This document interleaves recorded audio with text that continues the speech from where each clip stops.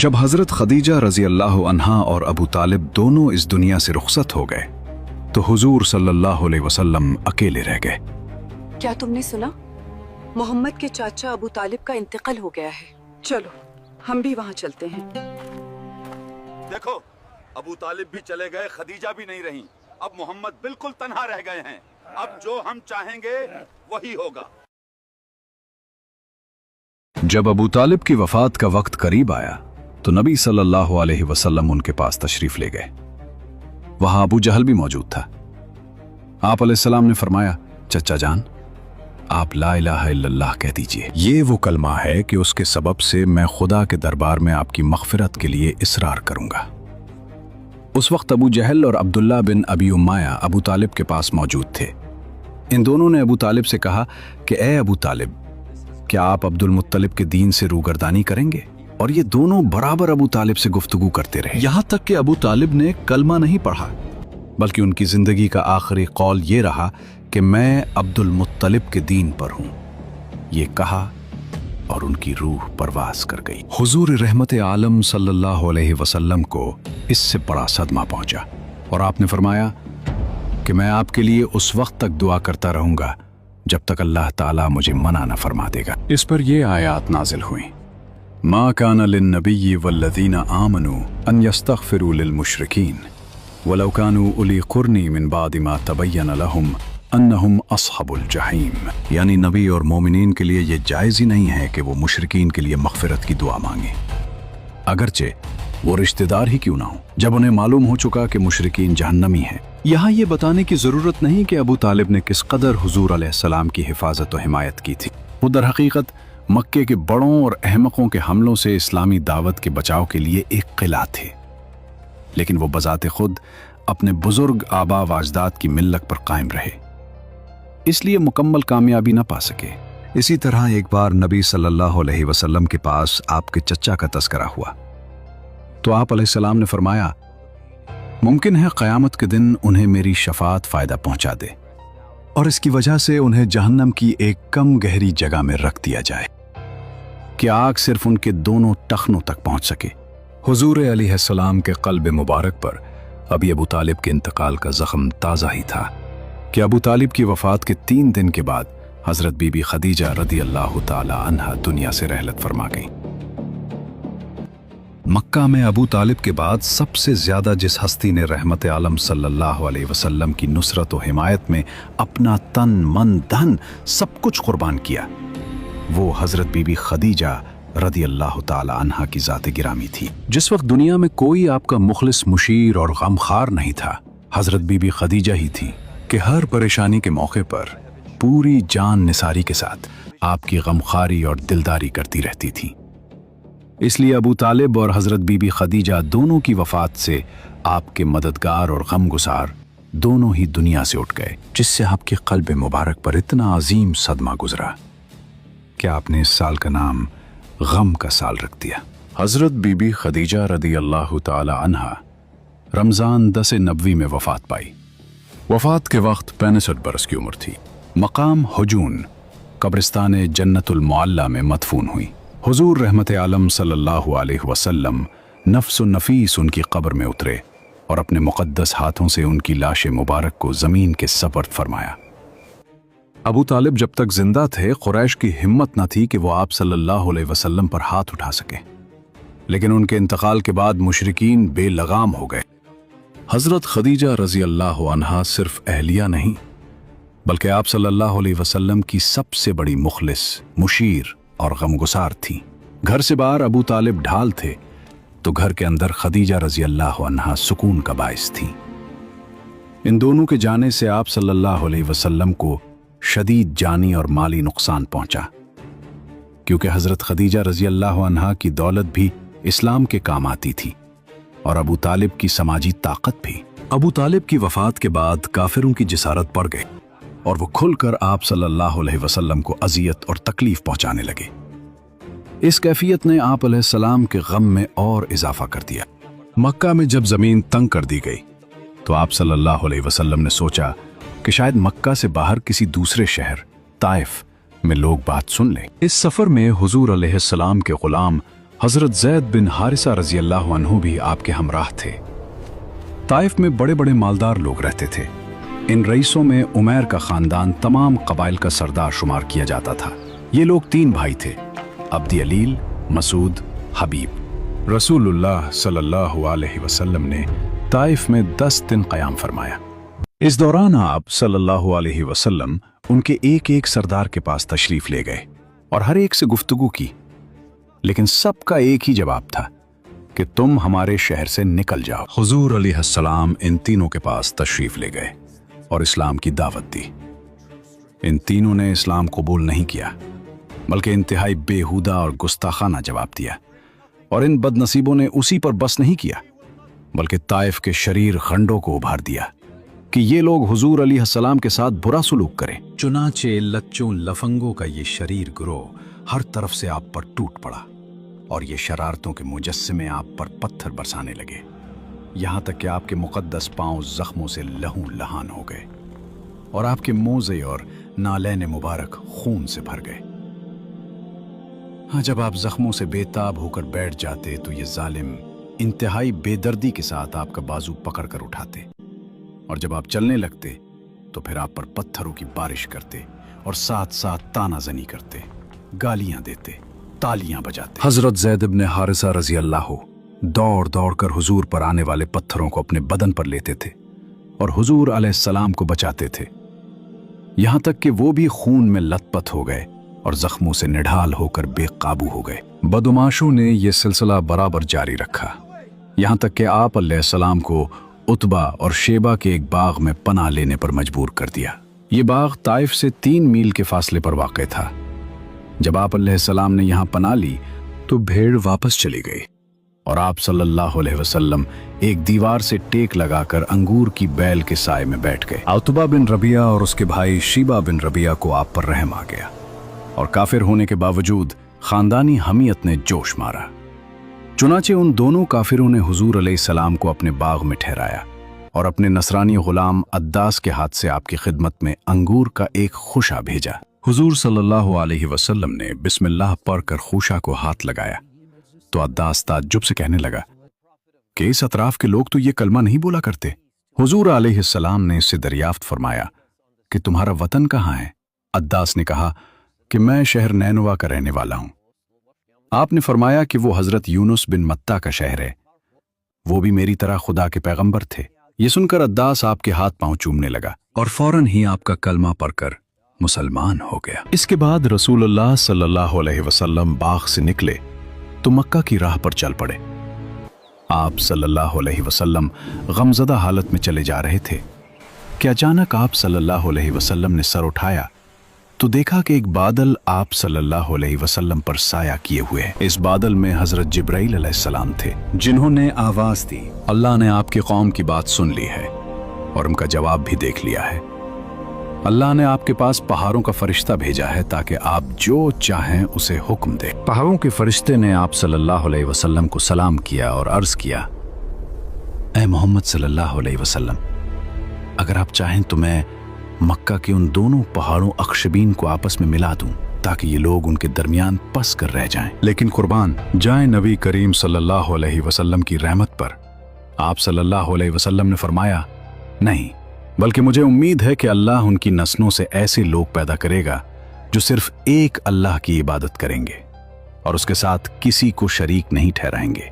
बहरहाल अब 7 आसमानों के ऊपर से आने वाली उस गैबी मदद की वजह से आप अलैहिस्सलाम का दिल मुतमईन हो गया और गम के बादल छट गए। चुनाचे आप अलैहिस्सलाम ने मक्के की राह पर मजीद पेशकदमी फरमाई। इसके बाद आपने मकाम नखला में क़याम किया और रात को नमाज में कुरान की तिलावत फरमाई और फजर की नमाज अदा करने लग गए और कुरान की तिलावत करने लग गए। ऐसे में जिन्नात जल्दी से वादी नखला की तरफ दौड़ पड़े। इक़रा बिस्मि रब्बिकल्लज़ी खलक़ खलक़ल इंसान मिन अलक़ इक़रा व रब्बुकल अकरम अल्लज़ी अल्लम बिल क़लम। ये कैसी आवाज है? गौर से सुनो। वमिन शर्रि नफ़्फ़ाथाति फ़िल उक़द वमिन शर्रि हासिदिन इज़ा हसद। जन्नाते जल्दी से नबी करीम सल्लल्लाहु अलैहि वसल्लम के पीछे की तरफ आ गए। खलक़ल इंसान मिन वल्लाही इक़रा व रब्बुकल अकरम। ये वही नूर है जो मूसा पर नाजिल हुआ था। ऐसा कलाम हमने कभी नहीं सुना।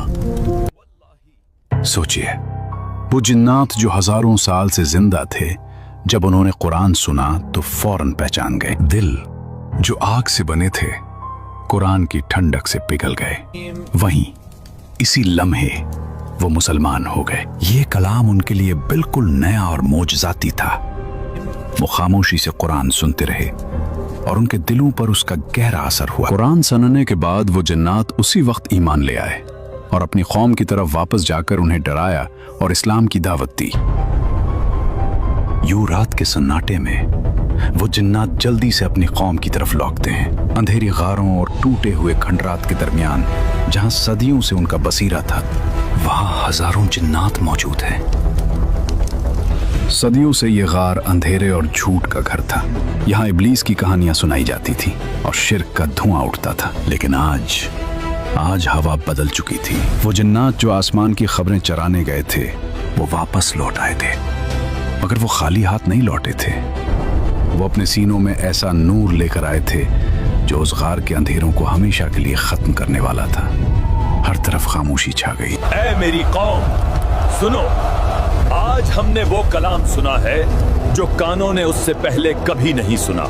हमने एक अजीब और शानदार कुरान सुना है, वो हिदायत की तरफ बुलाता है, इसीलिए हम इस पर ईमान ले आए। आज के बाद हम अपने रब के साथ किसी को शरीक नहीं ठहराएंगे।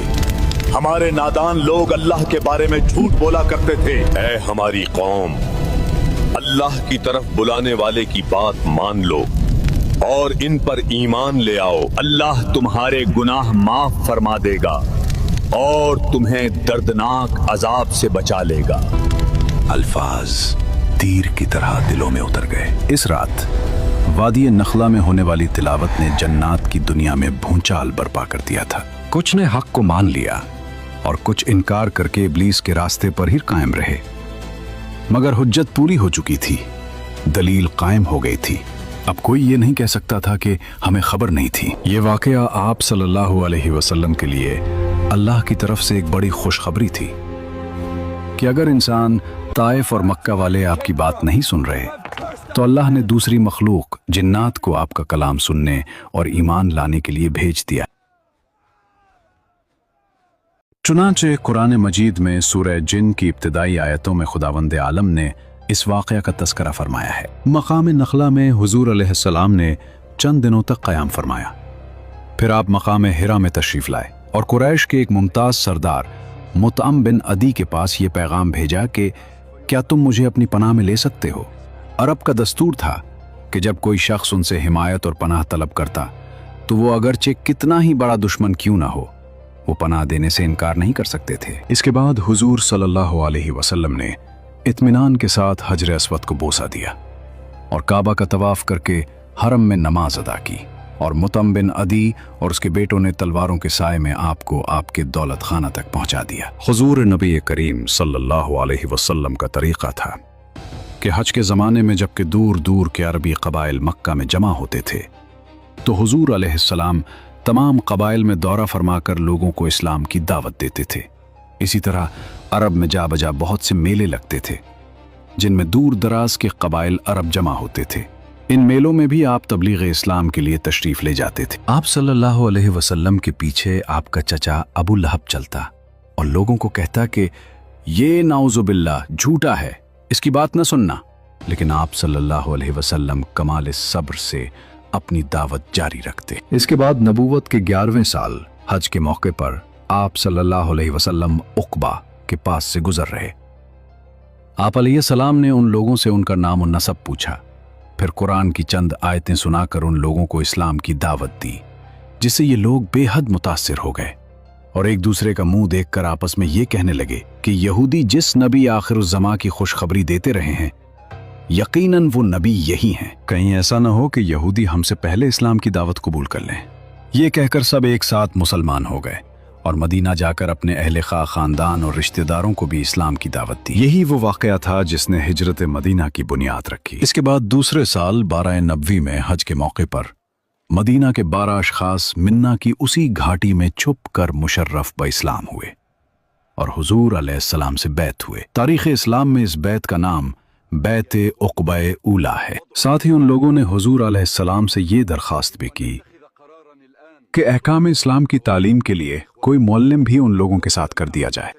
चुनाचे हुजूर अलैहिस्सलाम ने हज़रत मुसअब बिन उमैर रदियल्लाहु ताला अन्हु को उन लोगों के साथ मदीना मुनव्वरा भेज दिया। वो मदीना में हज़रत असद बिन ज़ुरारा रज़ियल्लाहु के मकान पर ठहरे और अंसार के एक एक घर में जा जाकर इस्लाम की तबलीग करने लगे और रोज़ाना 1-2 नए आदमी आगोश इस्लाम में आने लगे, यहाँ तक कि रफ्ता रफ्ता मदीना से कब्बा तक घर घर इस्लाम फैल गया। इसी साल सफ़र मिराज भी पेश आया, वो हम अलग किसी एपिसोड में बयान करेंगे। वीडियो को आगे देखने से पहले आप ये समझें, अंसार और मुहाजिरीन किन को कहते हैं?